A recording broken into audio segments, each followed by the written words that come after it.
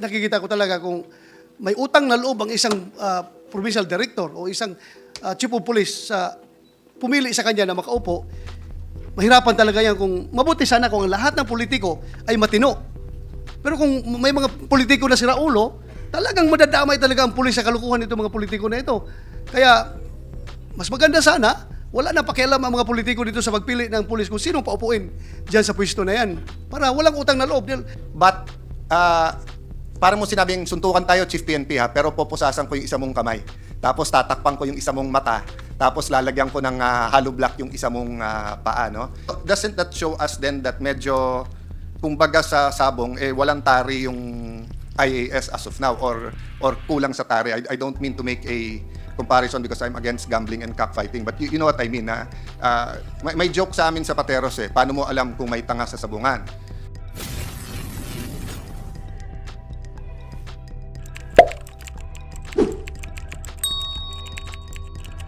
No other than Senator Bato de la Rosa is recognized. And a distinguished colleague, Senator Alan Cayetano of the city of Taguig and Pateros. Thank you, Mr. President. Good afternoon, Mr. President, and it will be a honor and privilege if the former successful Chief PNP and now Senator Bato would allow me to ask some clarificatory questions. Certainly, Mr. President, Your Honor. Mr. President, the UP law graduates in the hall would always mention yung kino-quote nila parate from a US Supreme Court Justice na nagsasabing the life of the law is not logic but experience. And there's a lot of wisdom there. And definitely reforming the PNP is an all of government, all of citizens effort. But definitely a Chief PNP who is now a senator, his experience will be invaluable. And I am aware in asking these questions that hindi naman po to all or nothing. Ibig sabihin, hindi naman po pwede talaga sa isang bill ay nandun lahat. Unang-una, a very good reform of the PNP might cost more than 1 trillion pesos. Pag nilagay naman natin lahat yon, baka namang hindi mapasa. Sayang naman yung magagandang provision. Having said that, let me start, Mr. President, with your indulgence lang, Senator Bato. Yes, Mr. President. I consulted with the majority leader and I think Senator Win and Senator Pia, former Senator Pacquiao, no? Doon po kasi sa mga church namin, may tinuturo pagka-reform ang pinag-usapan. Ang tawag po nila ay revival of the heart, reformation of the church, and then, restoration, revival, reformation. So sabi nila, ang tao, pagka nagkasala, unless iibahin mo pag-iisip mo, hindi mare-revive ang heart mo. So kung mali ang heart mo, greedy ang heart mo, covetous ang heart mo, panay bisyo, di ba, sinful, you cannot do reformation in society kasi ikaw mismo gusto mong gumawa ng masama. So it starts with oneself, di ba, yung revival ng heart mo, no? And then after that, the restoration of the church kasi the original church of the Lord Jesus Christ, and I'm not talking about religion, I'm respectful of everyone else's religion, but just talking about the first century church. The first century church kasi, di ba, healed the sick, preached the word, opened their doors, built hospitals, built schools, but somehow nung tumagal naging mas religious, pero pumasok na rin ang corruption pati dun sa church. So sabi nila, pag na-revive mo yung heart mo, kasunod na dun yung sa church. And it's only when the church is restored, then you can go out into the public for reformation. Kasi yung corruption in society is a reflection din nung corruption sa church, di ba? So kung panay adulterous yung nasa church, panay covetous, panay idolatry, you expect the same sa society. So I want to draw a parallelism with the PNP, di ba? So even if you have one man PNP or one woman or 1 million man, woman, men and women sa PNP, kung corrupt yung person, corrupt yung buong organisasyon, di ba? Pero kung malinis yung tao, then ang problema, then you go to the church or in this case, the organization. And once the organization is good, I'd like to quote retired General Cesar Binag, no? Sabi nung professor niya abroad, if you reform the police, you reform the whole society. Because sabi niya, the police is actually a microcosm of the whole society. So sabi ng professor niya, pag umikot ka sa buong mundo, isa lang ang titignan mo, yung police. Pag nakita mong respetado ang police, respetado yung gobyerno. Pag nakita mong incorruptible yung police, incorruptible yung gobyerno. Pag nakita mo ang tao ay may takot sa pulis, may takot sa batas. Pero pag nakita mong takot sa pulis as in baka hold upin sila ng pulis, ganun din ang tingin nila sa gobyerno and everything. No? So, I'll stop there in terms of introduction just to point out that napaka-importanting bill nito. And we definitely support. But, you know, we're hoping really that it will cover a lot. No? So, let me start dun sa questions po sa internal muna. No? Internal. How important, in your experience, dear Senator and former Chief PNP, yung pong yung internal police o yung accountability po, internal affairs service, gaano ka-importante sa organisasyon nyo yan? It's very important, Mr. President, Your Honor, because the discipline of the police is always kept in check if with the presence of the Internal Affairs Service. So, lahat ng kaso ng police ay ito'y binabantayan ng Internal Affairs Service.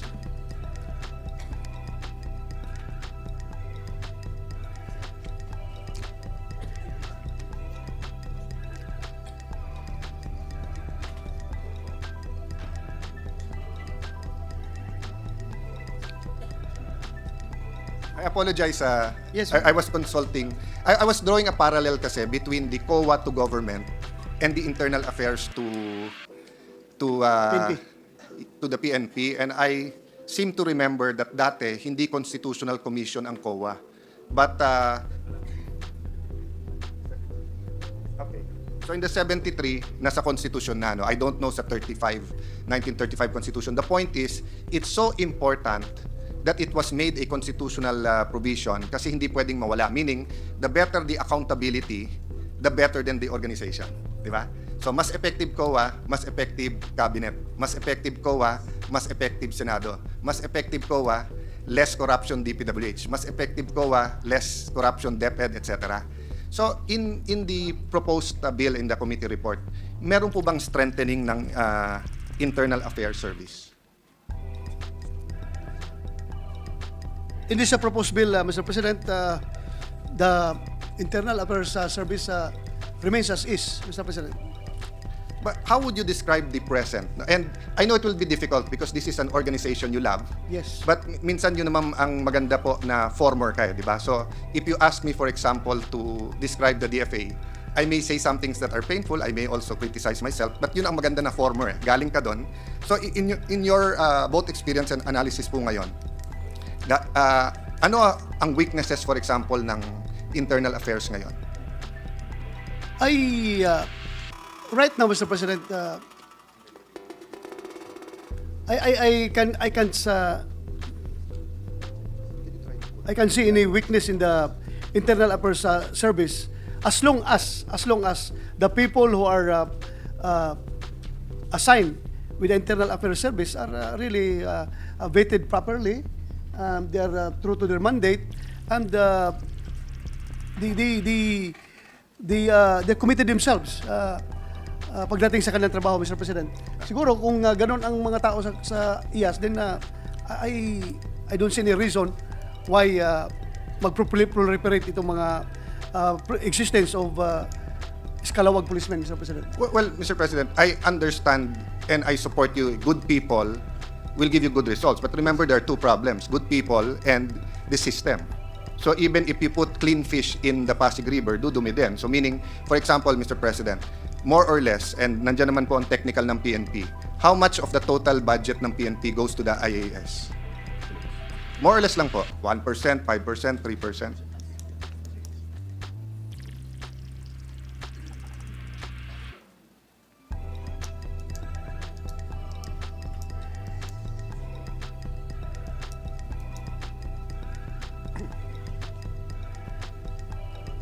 Mr. President, while they're looking for it, yes, can I ask another question? Yes, Again, it Your may Honor. be theoretical or your personal experience, no? For you, Mr. President, would you rather na ang strengthen yung internal affairs or would you rather na meron pong nasa labas ng PNP na nagbabantay sa PNP? So, meaning kung hindi, alimbawa COA, no? COA audits the government, but who audits COA? So, the police polices society, but who polices the police? So, in your experience, would you rather na palakasin yung IAS or mas gusto mong meron organisasyon sa labas ng pulis na palalakasin ang accountability ng pulis?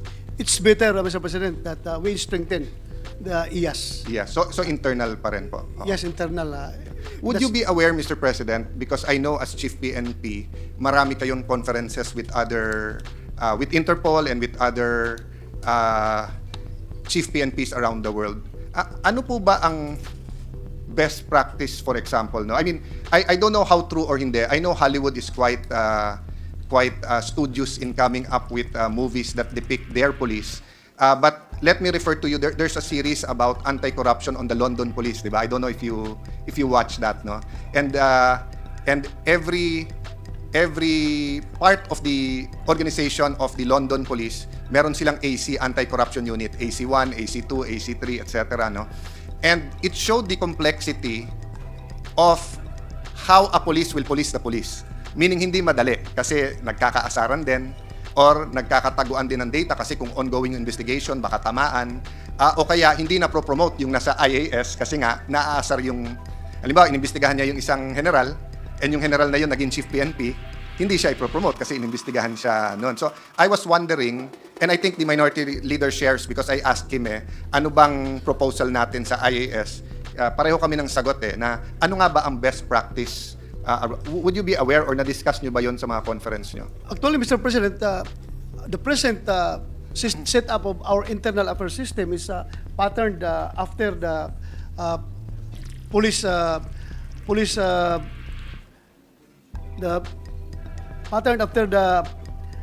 setup of other police agencies in Europe and in the US, Mr. President.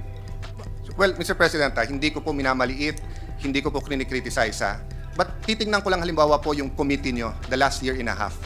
More or less, ilan ang inimbestigahan nyo regarding police sa public order? Ang very sensational, mga 3-4, di ba? Around that number, Mr. President. Oo. 3 or 4 investigations. And in all those cases, it wasn't the IAS. It was the Chairman Bato and company who uncovered the anomalies of this police, hindi po ba? Yes, Mr. President. Where, by the time na na-discover nyo po yung mali, halimbawa po yung kumuha ng drugs or yung nagsisinungaling sa inyo, was there an IAS report na wala pa? There's none yet, Mr. President. Yeah. So since I mean, mawalang galang sa IAS, it's not that strong. 'Di ba? Parang Blue Ribbon Kung ang Blue Ribbon ang nakakapag-uncover ng let's say corruption sa laptop sa DepEd or corruption sa DP, etc. Ibig sabihin, hindi ganun kalakas yung internal ng DP, ng DepEd kasi it took a Senate committee to discover it. Kung sasabihin sana natin na 10 ang inimbestigahan ng Committee on Public Order, then sasabihin natin 7 doon, may finding yung IAS, yung 3 wala, then you can say that's the exception But in my 31 years in government, and this is my 3rd term in the Senate, parang hindi pa ako nakakakita na parang, I'm sure yung IAS may nahuhuli, pero parang wala pa akong nakikita ng malalaking kaso sa PNP or sa AFP na ang nag-expose yung IAS. Compared sa COA, na napakaraming malaking skandalo sa Pilipinas over all our presidents, over mayors, governors, secretaries, pero COA ang naglabas. So, doesn't that show us then that medyo, kumbaga sa sabong, walang tari yung IAS as of now or kulang sa tari? I don't mean to make a comparison because I'm against gambling and cockfighting, but you know what I mean. May joke sa amin sa Pateros paano mo alam kung may tanga sa sabungan? Pag may nagdala ng pato. Paano mo alam kung may mas tanga? Kung may tumaya sa pato. Paano mo alam pag may sindikato? Pag nanalo yung pato. So, what I'm saying, Mr. President, it seems that people believe that government is the biggest criminal syndicate in the Philippines. I'm not talking about this government. I'm talking about since high school to now, and kahit ako presidente, ikaw presidente, ang tingin, and it's not only the Philippines, di ba? Even naman, nakikita natin nangyayari sa US, may accusation na may sindikato dito, anak ng presidente ngayon sa US, kinakasuhan. But what I'm saying is that in the same manner that we took pains to strengthen COA, I wonder if in this bill, I don't know if it's people, resources, automatic promotion, what can we do para palakasin yung IAS? Well, Mr. President, hindi na tayo pupunta ng malayo since you've been asking me at the start, at the beginning of our interpellation, you've been asking me, per my experience, ano talaga yung problema na nakikita ko. To be honest with you, Mr. President, hindi na tayo pupunta sa malayo. I-compare na lang natin yung armed forces at saka PNP. They have the same settings. Dito sa Pilipinas lang. Titingnan mo yung armed forces, bakit hindi ganun kalaki ang number ng abusadong sundalo as compared to the police? AAP versus PNP. Tingnan natin yung disciplinary mechanism ng bawat ng dalawang ahensya. Ako, alam mo, maraming magagalit sa akin dito kapag sinabi ko dahil ang EEP kasi very less yung political intervention sa kanila. They stayed professional all throughout dahil walang pakialam mga politiko sa kanila kung sino pwede maging brigade commander, sino pwede maging battalion commander, sino pwede magiging company commander. Whereas sa PNP, ang pulis, hindi ka makaupong chief of police kung walang approval sa mayor, hindi ka makaupong provincial director kung hindi ka mapili ng gobernador. Kaya, alam mo, Mr. President, isa yan sa nakikita ko talaga na dahilan. Somehow, we have to take the bitter pill kung gusto natin talagang seryosuhin natin itong pag-reform. But I know, mahirap ito. Maraming nag-uupo sa akin with my proposal na tanggalin na yung political intervention, yung pagpili ng sino pwede maging chief of police. Dapat maging ang decision nito manggagaling na lang sa krami, sa PNP, because the PNP knows kung sino yung meritorious and very fit to handle that position dahil sila ang nakakaalam sa kanilang tauhan. That's how I see it. Sana kung pwede lang, no? Ganun talaga. But alam ko, mahirap talaga, Mr. President, na ipurso yan. In all my investigations na ginawa ng aking committee, from the Digamo killing to the ambush of the Vice Mayor of Apari, Cagayan, then to the Misamis Occidental incident wherein the mayor was taken out from his office, Mayor Dumanhog. Well, nakikita natin ang interplay talaga ng politics ng Mr. President. Forgive me, but nakikita ko talaga kung may utang na loob ang isang provincial director o isang chief of police pumili sa kanya na makaupo, mahirapan talaga yan kung mabuti sana kung ang lahat ng politiko ay matino. Pero kung may mga politiko na sira ulo, talagang madadamay talaga ang pulis sa kalukuhan nito mga politiko na ito. Kaya mas maganda sana wala na pakialam ang mga politiko dito sa pagpili ng pulis kung sinong paupuin dyan sa pwesto na yan. Para walang utang na loob. Kung may utang na loob ka talaga, minsan may ginagawang kalukuhan yung mayor mo, may ginagawang kalukuhan yung gobernador mo, minsan papikit-pikit ka lang mata, looking the other way ka, the other way around para maiwasan yan. Hindi magalit sa iyo yung politiko. Again, I am not saying that all the mayors, all the provincial governors are masasamang politiko. Meron lang at meron talagang hindi mo talaga, this is not a perfect world. Meron talagang masasama diyan na nadadamay ang pulis. So, actually, sa armed forces, no, wala man silang ganito internal affairs service. Yung kanilang inherent lang sa kanilang units, yung disciplinary mechanism. Pero makita mo, wala ganong abusado. Pagpili lang, yung mga pag-recruit lang ng pulis, pagpasok ng pulis. Ang gugulo ng mga mayor, congressman, ito, papasukin mo itong pulis ito, baka pwedeng makapasok ito. So, nawawala yung merit system pag pinapasok ka ng politika. So, yan ang nakikita ko, Mr. President. Pasensya na kung marami magagalit sa akin. Just like in church ulit. That's why nga may personal testimonies kasi you can argue with many things with opinion but you cannot argue with personal testimony. So kung yan ang testimony mo as former Chief PNP, I respect that. And kung nakita mong personal, I respect that. At hindi mo naman nilalahat, no? Hindi naman lahat, Mr. Yes. President. However, let me point out naman, no? Kasi nung inadapt ako ng isang PMA class, napag-usapan namin yon kasi inexplain sa akin na pwede i-adapt ng buong class, pwedeng i-adapt ka ng police, pwedeng ng militar. And then they were telling me, actually, the day that you're assigned to PNP and AFP, nag-iiba na daw talaga kultura. Iba talaga. But it's not only because of the politicians. Yeah. For example, it's like comparing DPWH with DOST. Sa DOST kasi, aside from scientists sila, they want to invent something. Yes, engineers want to build something. Pero, yung talagang halimbawa, yung konteksto ng SOP, wala sa kultura ng DOST yon. Pero nasa kultura yon ng DPWH by the nature of yung kontratang binibid nila. So, ini-explain sa akin ng mga mista kong militar, kasi yung police, pag may hinuli, may mag-o-offer. So, halimbawa ngayon, hinuli mo sa Pogo, tapos sinabi illegal, tapos may gambling, may mga kotse, may pera. So, pag nakuha 50 million, ni-report 5 million lang, may 45 million na ibibigay. Samantalang sa militar, they're not in law enforcement eh. So kung in my experience, no, and Senator Jinggoy was one of those who investigated yung controller dati, ang naging corruption sa AFP was in the conversion. 'Di ba? Kasi doon may pera. Pero sa PNP, from the patrolman na sa traffic na illegal yung terminal, all the way to kidnapping, and during Duterte's time, ilan yung narco cops na sinabi mo. So it's not only the politicians, it's the nature of the job eh. When you're in law enforcement, may corruption talaga dyan, di ba?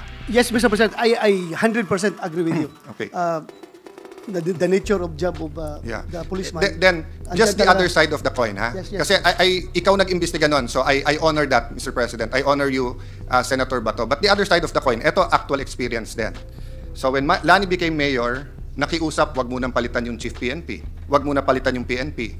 Eh dahil mista-mista, hindi palitan, kinausap. Kaya mo ba manghuli ng drugs? Kaya.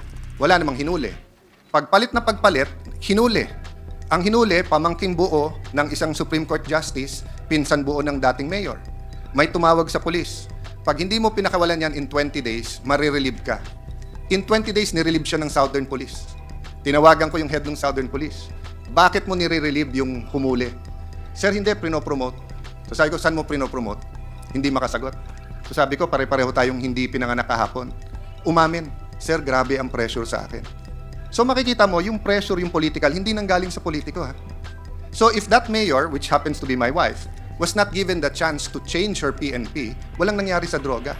So what I'm saying, Mr. President, is I validate you that yes, may mga politikong nakikialam na may kalokohan, but also vice versa. Yes, Mr. President, Meron I agree with you. meron mayor at governor. That's why nga there are two built-in mechanisms in the present law. One is the PNP submits 5 names and then pipiliin, 'di ba? The Yes. other built-in mechanism which President Duterte used is NAPOLCOM, and I think His Honor Senator Bato used. Pag tingin niyo may kalokohan yung politiko, yung NAPOLCOM can take out the delegated authority of operational control to the mayor or to the governor, 'di ba? Remove the deputization. The deputization, di ba? Yes. So yan yung built-in. So again, Mr. President, hindi ko minamaliit. In fact, I honor that point. But wala pa ako doon sa organization vis-a-vis sa society or PNP. Nandun pa lang ako sa personal ng PNP na maramdaman ng PNP na may nagbabantay sa kanya internally. Why do I speak this way? Kasi from the time I entered government, nakita ko yung pagmamature ng COA at Ombudsman eh. From the time that everyone thought that they could get away with highway robbery, wala yung ombudsman, wala yung COA. Eh ngayon, di ba, kahit yung presidente nag-appoint sa COA, lumalabas yung mga COA report, eh, no? But I'll end there, Mr. President, and I'll just challenge all of us in this room, how can we strengthen IAS? But at the very least, and let me give credit to the staff of the Minority Leader kasi sa kanya tong chart na to. With your permission, Mr. President and Mr. Sponsor, can we show the chart of the present and the proposed na organizational structure? That's my last point na lang sa IAS. Yes, Mr. President. So, dun, habang ilalagay po nila, dun po kasi sa current, very clear naman IAS under Chief PNP, pero parang, how do I put it? The right word is not hilaw. Parang hindi, kung baga sa bench, hindi stacked with resources and people yung chart ng IAS. Sa bago, hindi namin alam kung ni-retain or binago or nandun pa rin. The same, Mr. President. The same pa rin. So, sige, so without showing the same, shouldn't we strengthen that? Shouldn't I we agree. add I agree. So for example, in terms of crime lab, no? Ayaw naman natin na, di ba minsan nag-aaway yung private na autopsy sa autopsy ng gobyerno.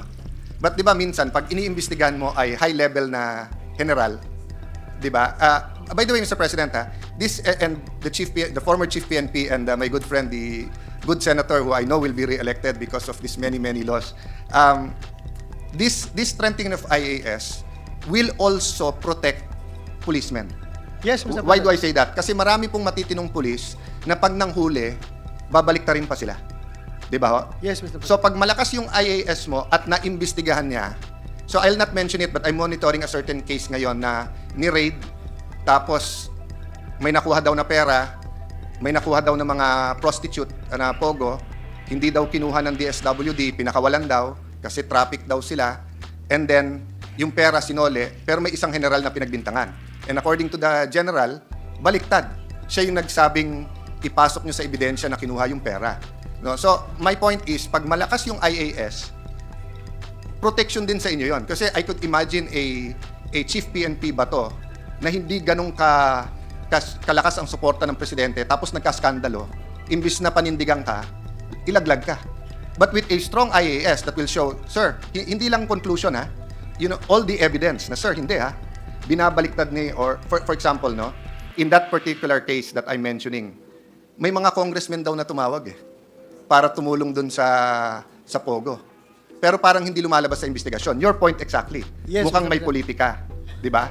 But it is nga because everyone in the police force is also concerned pag binanggit namin. So even ako, nung tinatanong ko yung pangalan, ayaw sabihin yung pangalan ng mga congressman na tumawag, more than one daw eh. But with a very strong IAS, mahuhuli yung nagkasalang pulis, pero maproprotektahan yung matino, no? So, eto po yung, this is the current, no? So, nandiyan po if you're looking at it, nasa kanan niyang internal affairs. Can you show the new one? Again, credit to Senator Coco and his staff, no? So, dun po sa bago, kami o sila po gumawa niyan, but saan po dyan lalabas ang IAS? Under pa rin po, under the Chief PNP pa rin po, hindi lang nailagay.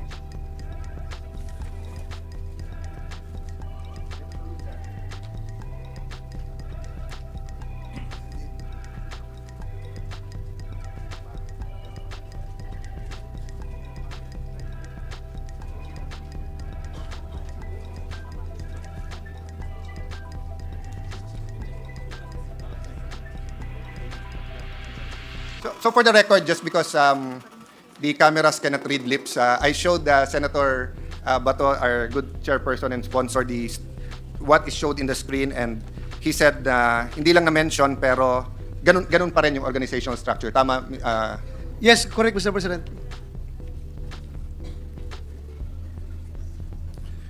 Would you think that some kind of change, for example, that IAS would be directly under the Chief PNP but also directly under NAPOLCOM? Or that will weaken IAS?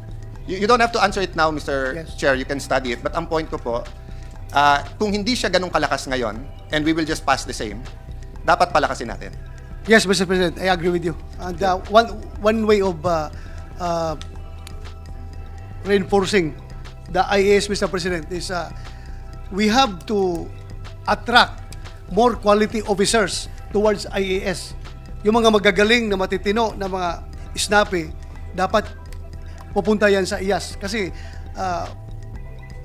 hindi, sa ngayon kasing sit up, walang come on, Mr. President eh. Para bang tingin ng isang opisyal, pupunta ka ng IAS, hindi ka na mag-provincial director, hindi ka na mag-RD dyan, dahil dyan ka na, ma-isolate ka na dyan sa IAS. So, ako, magaling ako na officer, promising yung career ko, bakit ako pupunta dyan? So, dapat gawa tayo ng measures to make IAS very attractive to good officers. I totally agree with you. And it's not unique, ha?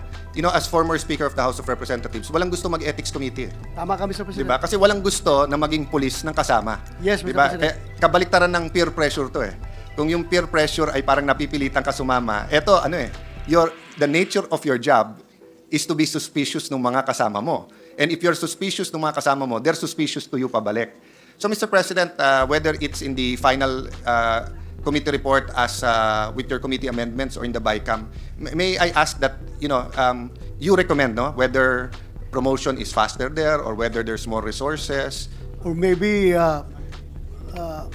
additional remuneration, Mr. President. Yes. Just like if you are a licensed pilot, you're a police captain, and you are a pilot, ayaw mong magpiloto ng mga chopper ng police dahil gusto mong mag-chief of police. Yes. So, kung merong additional, halimbawa, 10%, 15% or 20% of the base pay ay idadagdag sa sweldo mo as a pilot, then magiging attractive yung air group ng PNP, Mr. President. I leave that up to you. Or halimbawa, Mr. President, kung abogado yung IAS, and let's say ma-burnout siya doon, maybe a provision in law that would easily make him or her na lumipat sa DOJ or sa Office of Ombudsman, di ba? Yes, Mr. President. The other thing, Mr. President, is dun po sa independent minority leader, ano tawag dun sa yung mag-iimbestiga sa Amerika na di ba i-appoint ng kanilang attorney general na independent counsel, no? Meron silang batas na pag na-appoint kang independent counsel, pati funding. So let's say yung nag-imbestiga kay Bill Clinton, di ba? Yung si Starr, di ba? I'd like to see na meron talagang, and of course tayo pa rin naman yon sa budget, no? But baka sa law, there can be a separate budget that if either the DILG secretary or the chief PNP thinks that this case is very important, may automatic pondo para sa investigation yon na hindi pwedeng galawin. Kasi di ba kung gusto ko gipitin yung investigasyon mo, so let's say you were PD of a Mindanao, someplace where there's mining, and then may allegation na may patayan dahil napakalaki ng pera sa ginto, di ba? So agos ang pera diyan. So as an investigator, kailangan mo rin ng pera. Whether it's to buy information or whether it's for the lie detector test or to fly witnesses in, di ba? So maybe certain funding na pag sinabi ng Chief PNP at saka or ng DILG Secretary or ng DOJ Secretary that this is a priority investigation, then you could say, okay, not more, not less, or not more than 5 million, automatically pwede mong gastusin there, di ba? So it's not a personal remuneration sa investigador, but naalala mo yung kanta nung araw, di ba? Yung Kawawang Cowboy, di ba? Yung may barel, wala namang bala. So I think one deterrent to investigators is, investigador ka nga, wala ka naman resources para mag-imbestiga. Binigyan ka namin barel, wala namang bala. And then, yung paulit-ulit sinasabi ni President Duterte, sasabihin ko sa iyo, sige, dito ako sa likod mo. Sige, imbestigahan mo. Tapos pag nagkagipitan, wala ka na doon. So that's my second point. Well, Mr. President, by merely increasing the MOOA of IAS, that will contribute a lot. Malaking bagay na po yan. Kung, Yes. And again, Mr. President, that's on us. But it shouldn't be on us. Baka pwedeng nasa batas din yon. Yes, Mr. Di President. ba? Oo. So let me leave that, and then do we all agree, Mr. President, and may I ask the chairman, that leadership matters? Yes, Mr. President. Because may I ask the good sponsor, how long were you Chief PNP? I've been Chief PNP for 1 year and 9 months, Mr. President. And would you consider that per se long, short, average? In today's standards, it's long already, Mr. President. In today's standards, that's a very good answer, and that's very accurate answer. In today's standards, But it's in the standards of the 1960s, 70s, long. It's medium yes, because the standard is 2 years. yes, 2 years. Because anything less than, let's say, 2 years, hindi mo magagawa yung programa mo eh. That's correct, Mr. President. And I was looking, Cesar Nazareno, 17 months. Raul Imperial, 9 months. Lahat to po ay mga kagalang-galang na Chief PNP. Humberto Rodriguez, 14 months.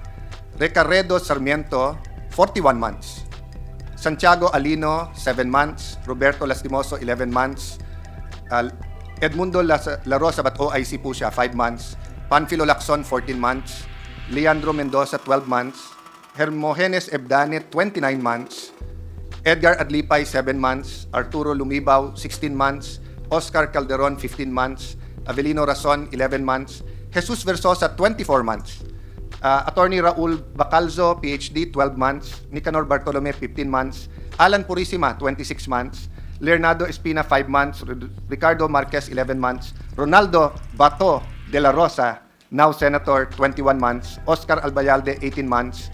Archie Gamboa, OIC, 3 months. So, my point is, Mr. Chair, Honorable, isn't it, alam ko mahirap, no? At again, sabi mo nga, maraming magagalit.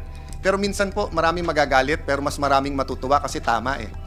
Kasi sa akin po, napakahirap naman i-propose na, let's say, at least 2 years. Kasi sa 6 na taon na presidente, 3 lang magiging chief PNP mo. Pero the reality is, especially kung, alam mo kung na-appoint ka ng January or December, may input ka pa sa budget kasi dumadaan yan ng DBM na bandang March, April. No? So, nung na-appoint ako ng Mayo na DFA Secretary, panibasa po sa awan ng Diyos dahil galing sa Senado, nahabol ko pa eh. At dahil po sa inyo at mga nandito kay Senator Angara, nadagdagan pa yung budget. So at least kahit napaka-ikli nung stint ko as DFA Secretary, yung 1 year na yon naipasok ko yung projects na gusto ko, naayos yung mga problema katulad ng passport. Pero kung na-appoint ako ng July o na-appoint ako ng tapos na dito sa Senado, hindi mo na abutin eh. So for example, the present Chief PNP, kailan po siya magre-retire? He's extended for 3 months. So around March. March, no? But 31 supposedly December. this December, no? Yes, And, Mr. President. you know, so kung sino man papalit sa kanya, unless siya po yung finance o siya yung director for programs, etc., actually, mamanahin niya yung budget ng pananaw nung former chief PNP, di ba? Tapos kung 8 months lang siya o 9 months lang siya, the cycle continues. Samantalang kung 2 o 3 years ka, so let me put it another way, di ba? Comes with power or authority is responsibility and accountability. But it's so hard to hold someone accountable na hindi naman natin binigay yung authority sa kanya in the first place. So yes, we give him the authority as Chief PNP, but parang mo sinabing suntukan tayo, Chief PNP ha, pero pupusasan ko yung isa mong kamay. Tapos tatakpan ko yung isa mong mata. Tapos lalagyan ko ng hollow block yung isa mong paa, no? So, you know, would the sponsor, and sorry to put you on the spot, no, pero ikaw po talaga kasing may experience dito eh. Would the sponsor be inclined to put a minimum period, with of course with the Kulutilia that the president can fire for cause, for any reason, anytime naman yung Chief PNP, no? Yes, Mr. President, I am very much supportive of that idea. In fact, in the proposed measure, Mr. President, kasama po yan dito. The chief of the PNP shall be appointed by the President from among the senior officers down to the rank of Police Brigadier General, provided that the chief of the PNP shall serve a fixed term of office of 2 years and shall be compulsorily retired at the maximum tenure in position herein prescribed or is otherwise relieved from office by the President, provided further that the present chief of the PNP shall not benefit from the fixed term provided herein and shall be compulsorily retired upon reaching the compulsory retirement age. Yes. Again, Mr. President, Mr. Chairman, I congratulate you for that. Alam ko pong controversial kasi 'di ba, ako po man ay pulis ngayon, mangangarap din ako maging Chief PNP eh. And kung alam mo, magkaklase kami, pare-pareho kaming magagaling, hindi ba pwedeng 8 months ako, 12 months ka, Senator Coco, tapos baka mas magaling ang babae sa atin, so baka 16 months si Senator Risa or mas meron siyang sensitivity sa pangangailangan ng pulis. Pero on the other hand, pag hinati namin tatlo, iba talaga personality namin tatlo at iba talaga ang ano eh, di ba? Pwede kami sagutin ni Senator Risa, hindi, matagal ako dahil hindi dahil babae ako, dahil mas magaling ako. So, but that's the point eh, parang napaghahatian yung term because nga pare-pareho kaming nag-aambisyon, but I'm not saying wala pong merit ha, yung mga napipili. So, sa CA po, kung hindi ako nagkakamali, hindi tayo nagko-confirm ng general, ng AFP, kung magre-retire siya ng less than 1 year. Less than 1 year ata eh. Oo, hindi na eh. Yes, sir. So, maybe we can also look into that, na baliktad, na pagka pa-retire ka na, kaya lang kasi may konting kultura ang PMA, di ba, na kapag ka na-appoint is underclass, magre-resign yung mga upper class. Pero kung hindi ako nagkakamali, paubos na naman yon, PNPA na ngayon eh. Well, Does the PNPA have the same culture o hindi? Well, Mr. President, that culture is not always Followed. or it's not really. But to you PMAers, it's a matter of honor or respect. Oh no, eh, Mr. di ba? President, but Oo. when I became the chief PNP, I am class 86, General Magalong, General there were General Uyami, there were I think 4 or 5 class 82. Hindi ko nga inabutan sa PMA yun, Mr. President. Dahil lang inabutan ko sa PMA is class 83. But for all intents and purposes, So, mas galit ka tinanong ko sa- sila sir, okay lang sa inyo mag-serve under me. Oo. And they told me that walang problema. Yes. We will help you. We will guide you. Sabi nila. So, hindi po sila nag-resign. They serve under me, Mr. President, as my deputy chief. Yeah. So, tinulungan nila ako, Mr. President. Well, again, congratulations. And that's the way it should be naman, di ba? Because that's not an insult to them eh. Yes, It's Mr. just a President. circumstance na nangyari. Di ba? But sometimes kasi it's interpreted by some that way. But I'll leave that subject, Mr. President, in the interest of time. May I go now to the ratio of police to the public. So, senators are blessed because part of our job is learning and part of our job is meeting other parliamentarians and sometimes traveling. So I noticed there are countries like Singapore, ang hirap hanapin ng police. Pero walang crime. For two reasons, no? One, may CCTV everywhere. So even if walang police, they see you. Number two, ang tingin talaga ng Singaporeans, mahuhuli ka. It's a matter of time. Of course, there are geographical explanations, di ba? Mas maliit sila and everything. So, then you have Japan, which is almost the same. Mahirap pumanap ng police, pero may tourist police. Pero they're less there para maghabol ng criminal. They're more there to assist the tourist. On the converse, you have people like, you have countries like the US, nakita mo en masse yung police. Na talagang may police car everywhere, pagka may rally, nandyan lahat ng police. Then you have yung nag-evolve, no? I remember may nagsiskateboard sa the Fort, Taguig, sa BGC. Bawal mag-skateboard dun sa pedestrian area na yon. Nakipagtalo sa security guard.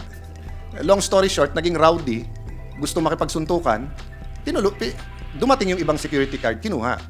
So yung ambassador ng Britain at that time, this was quite some time ago, I always respect all the ambassadors, but at this particular one, parang nagalit pa siya. Sabi niya pa, bakit kayong mga Pilipino, security guard, police, may baril?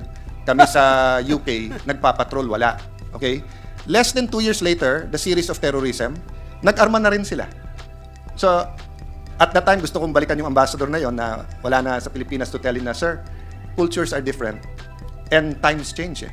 So, nung walang terrorism sa UK and when everyone followed the law, pwede talagang kabayo at batuta. Sino ba naman may ayaw? Mas gusto ko na yung gwardiya sa atin, pito lang at saka batuta, di ba? Pero kung yung kriminal may kutsilyo, kung yung kriminal ay may kotse na mabilis, kung yung kriminal ay may sniper na barel, tapos ang pulis wala, no?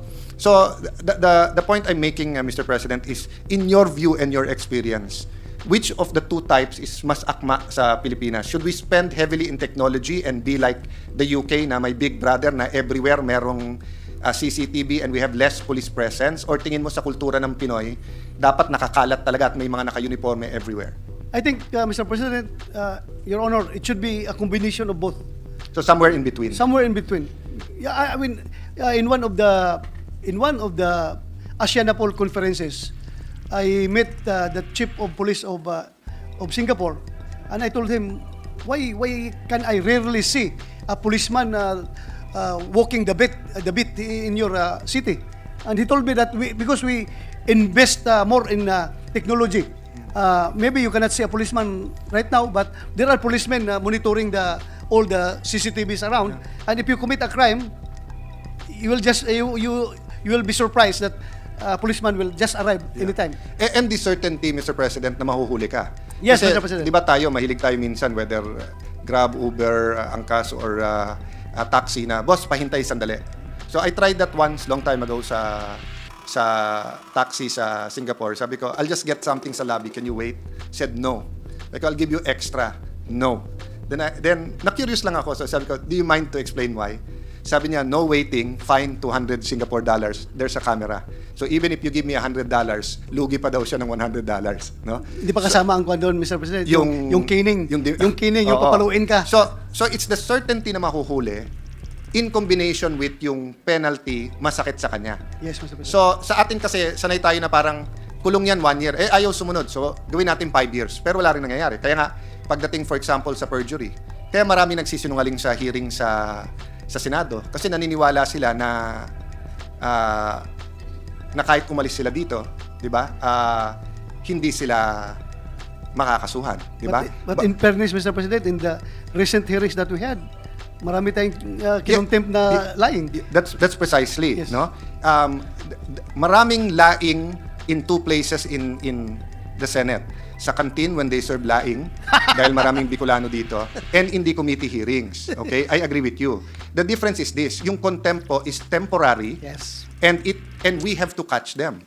Sa US Congress po, yung Attorney General or DOJ ang magkakaso sa kanila, and it's a criminal penalty. So kulong sila sa kulungan. Of course, nagpapakulong tayo sa Pasay City Jail, di ba? But ang point ko, ramdam mo naman na pag hindi mo pa sinigawan, pag hindi mo pa niyugyug ng konti, di ba? So remember, they have the right to remain silent. Yes, Mr. President. So they have the option not to lie because they have the option to I have the right not to incriminate myself. So wag magsalita. But no, they choose sometimes to Lie. spin a story because they feel not only can they get away with the crime but they can also get away with the lying, which is also a point I want to make but separate hindi dito sa PNP organization, di ba? Pag na-strengthen natin yung subpoena powers ng police at yung investigatory na halimbawa hindi ka nga guilty sa crime na yon pero nagsinungaling ka sa investigasyon na yon.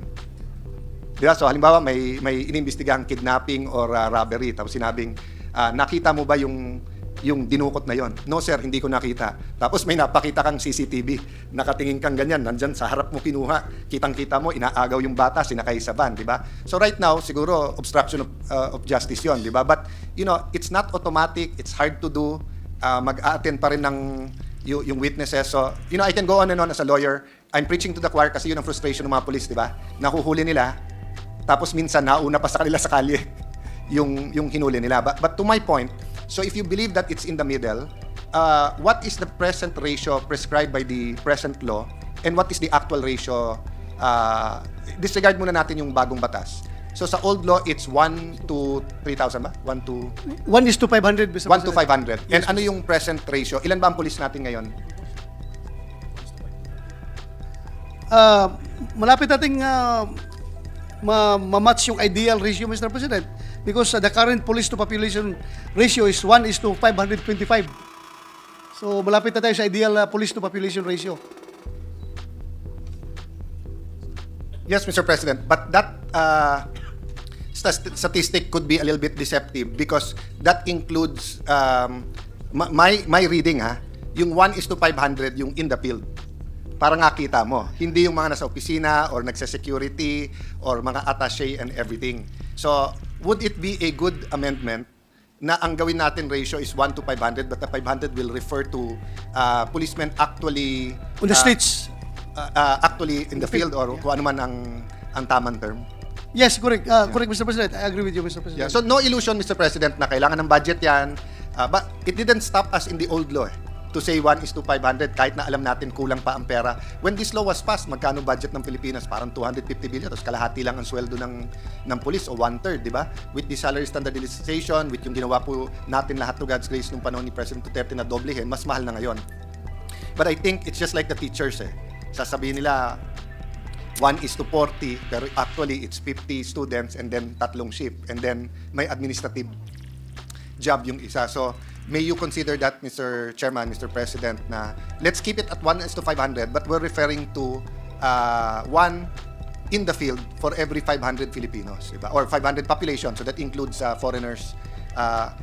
Yung computation po ba natin ngayon 1 to 500 Filipino lang or pati foreigners? Including foreigners, Mr. President. Tama ba yun? Kasi there are 200, ilan po ang pulis ngayon? 230. Kasi 110 million Filipinos 10 million Filipinos abroad. I stand corrected, Mr. President. Foreigners are not included. Oh, so- one policeman per 500 Yes. population. So Philippine population. Nakalimutan ko na kung sino nagsabi nito but favorite ko tong quote. I don't know kung kay Mark Twain but favorite quote ko to about statistics Statistics is like a bikini. What it shows is revealing but what it hides is essential. 'Di ba? So when you say malapit na tayo mag 1/500, yung pala mali pala yung base. Kasi there's almost what? There's almost 150,000, 200,000 Koreans in the Philippines. Oh, there's more than 100,000 Indians, and if you consider Filipino Indians, almost another 200,000, di ba?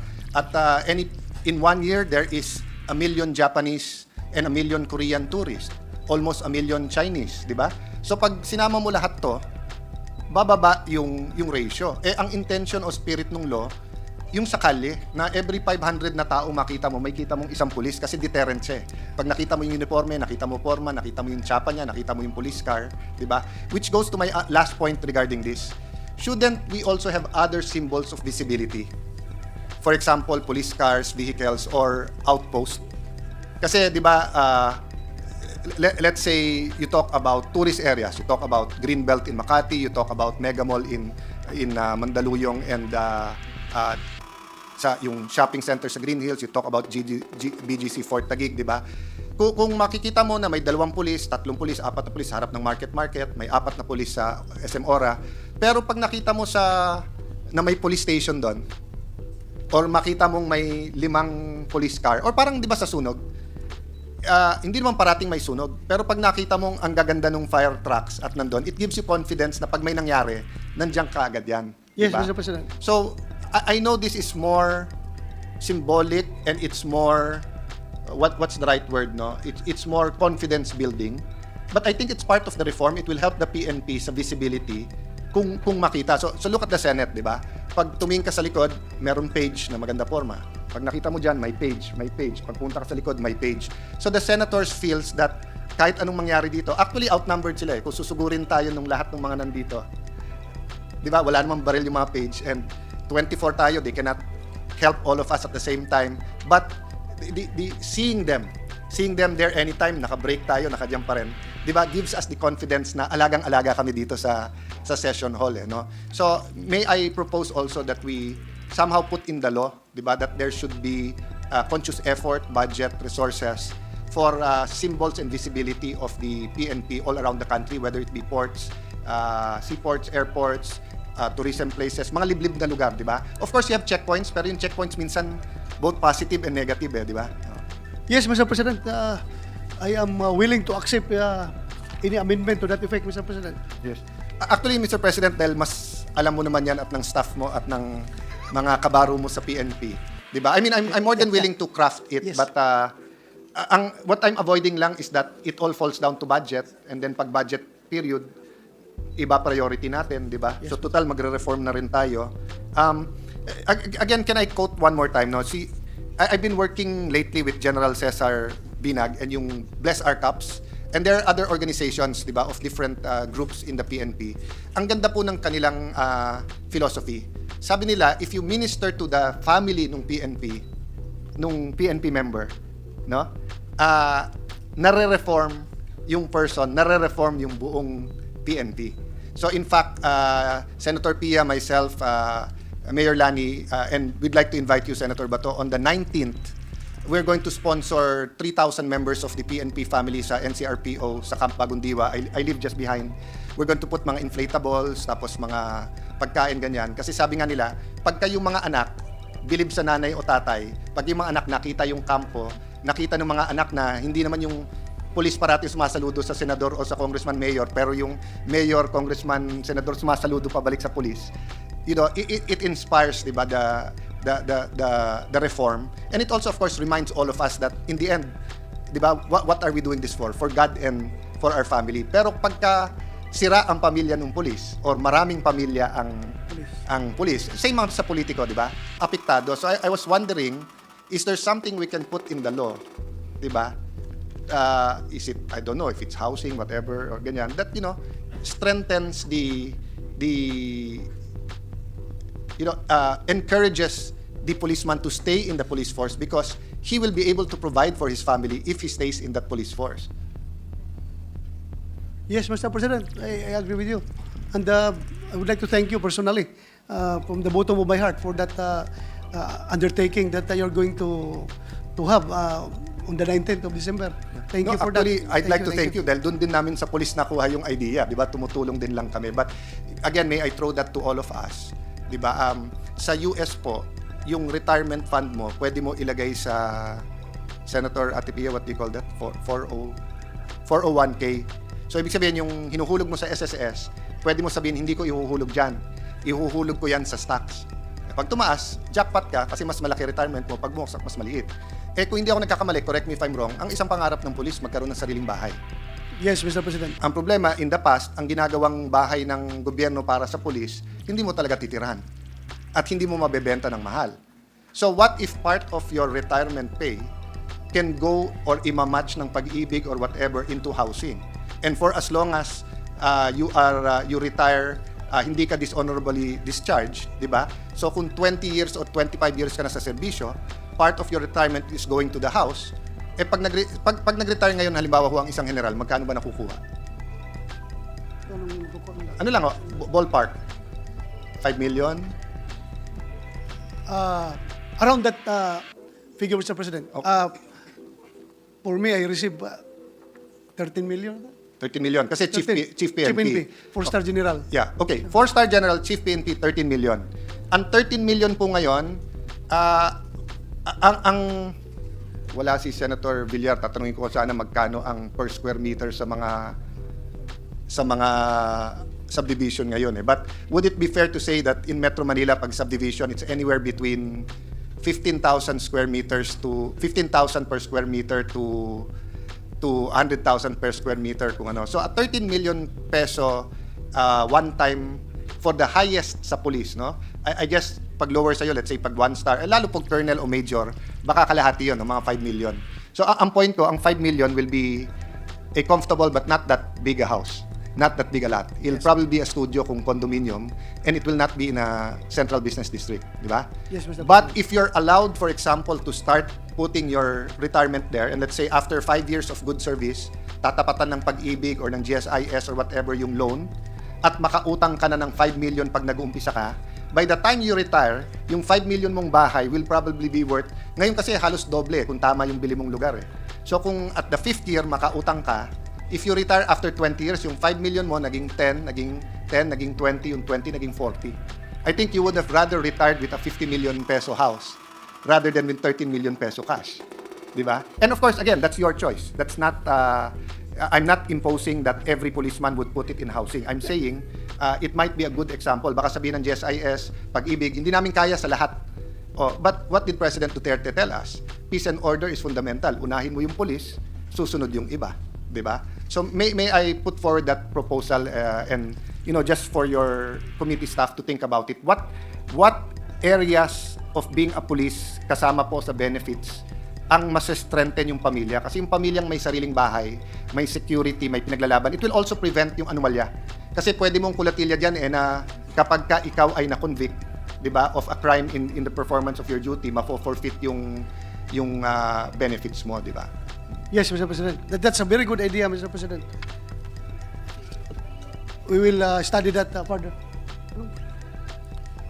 Okay, the only other thing I have here na I think I should mention, the other naman na babanggit nung iba, we're in working with churches, ang difference ng pastor sa pare, ang pare, especially pare na let's say Roman Catholic Church or kaya ng Aglipay, di ba? Meron kasi silang international organization and then meron silang bishops, etc. So kapag isang pare nagkasala, hindi mo i-accuse lahat ng pare kasi nga madidisiplina ka agad ng bishop, and then meron silang uniform, di ba, na mga procedure. Ang pastor hindi ganon. So when working with a certain pastor, sabi nga niya, alam mo, nakita ko, isa sa kailangan gawin ng mga pastor is gumanda yung stature nila sa community. Kasi kung maganda yung stature nila, yung tinuturo nila, papakinggan ng mayor, papakinggan ng congressman, papakinggan ng chief of police, papakinggan ng barangay captain. Pero kung yung stature nila ay hindi maayos, di ba? Then you're just like any other one preaching something good, pero we should listen to the message, no? It shouldn't be the messenger. But dahil tao po tayo, di ba? It's sometimes the messenger. I tell my wife that all the time. So pag ate ko nagsabi sa asawa ko, sabi niya, tama yan ate. Pero pag ako nagsabi, hindi tama. Pag yung pastor namin nagsabi sa asawa ko, sabi, pastor, tama yan. So sabi ko, ba't pag ako nagsabi sa'yo? Parang hindi. No? Dinadaan ko sa biro, pero sometimes it's the messenger, di ba? So, what can we do in this law as part of the reform sa PNP to help the members of the PNP from the lowest rank to the highest rank, even for the non-uniform, for the civilian employees, if we can call them that, or the administrative employees? What can we do? It's a rhetorical question in the sense that I leave it up to your staff, na iakyat ang kanilang stature. One thing I would propose is to look at the curriculum and to look in the DepEd, how do we teach our children about yung police? Kasi ang problema, I think nagreklamo kayo, di ba, nung or it was Chief PNP Albayalde. Were you already in the Senate nung nagreklamo kasi dun sa depiction ng probinsyano, meron parang masamang depiction sayang wala si Senator Lapid ngayon, pero I mean nandyan sa likod pero wala dito.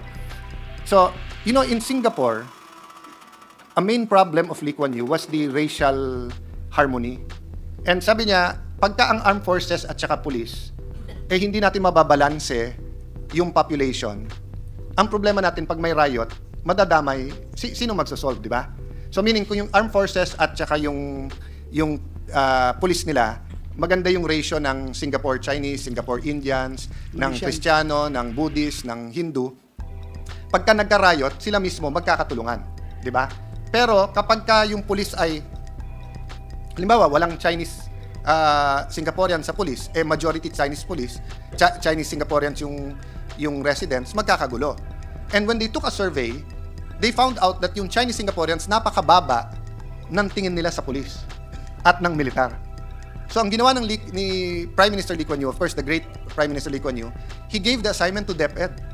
Sabi niya, DepEd, I'm giving you 10 years na magbago ang paningin ng lipunan, lalo na ng next generation sa police at saka sa militar. And after 10 years, gumanda ang recruitment ng Chinese Singaporeans in both, no? So let me just make that statement proposal na when we talk about stature, no, we're not talking about artificial stature, di ba? I mean, we cannot legislate that people gumanda tingin sa senador, di ba? But we can pass rules. Pwede natin sabihin dito, Mr. President, hindi pwede dito lengguwahe ng tabloid, ha? Kasi hindi pwede dito parang mga palengkero. Dito, Mr. President, I cannot address, even if Senator Bato is such a good friend, I cannot say, hoy Bato, o hoy pare, o hoy sir. I have to address the Senate President, then address you, di ba? Yes, Mr. President. Properly. So, I think there are things we can do in the law, to make sure that the stature of police and symbols that are important to the police are not only espoused, protected, di ba? Kasi, for example, yung tsapa, di ba? Kaya nga bawal na may mga peking tsapa eh. Kasi pag marami, hindi lang napepeke yung police, bumababa tingin ng tao, imbis na pagtingin nila, it's a thing of honor. Di ba? I remember, bago akong congressman, everyday sinusuot ko yung pin. And then may nag-mass produce, pati staff.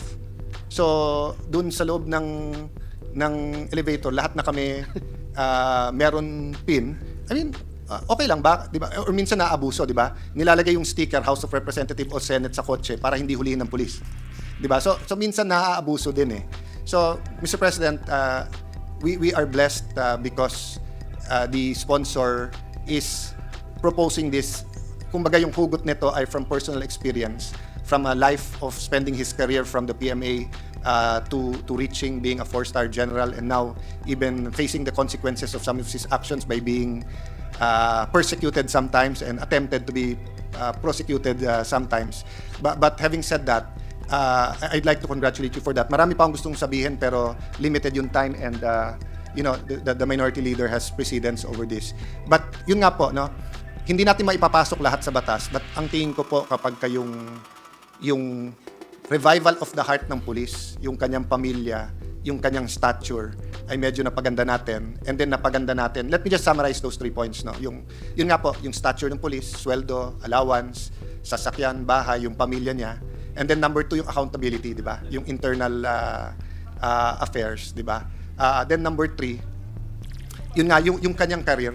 Kasi pag nag-retire siya, yun na lang ang hindi ko masyadong what can we do? I'm not sure if I filed it this Congress. May bill ako before na pag-retire mo ng 56 or 57, pero gusto mo pa sa gobyerno, pwede mong kunin yung retirement mo, pero pwede ka ring i-absorb ng departamento. So kung engineer ka, nag-retire ka, hindi ako nagkakamali, sa PMA, lahat kayo you have a Bachelor of Science degree, di ba? Or Yes, Mr. President. an engineer. No, so when you retire at 56, 57, you get your retirement. You can rest for 6 months, 1 year. But if you're an engineer, you can join DPWH, you can join the OTR, you can join NHA, di ba? Or if you're